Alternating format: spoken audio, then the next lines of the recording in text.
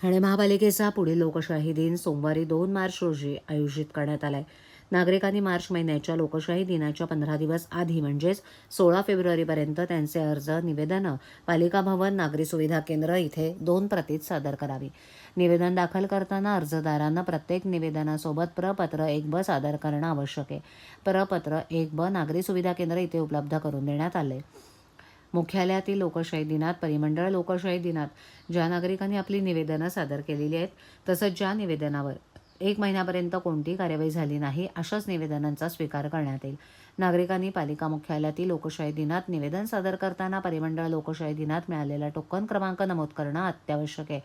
अर्जदारानं एका अर्जात एकच तक्रार सादर करावी.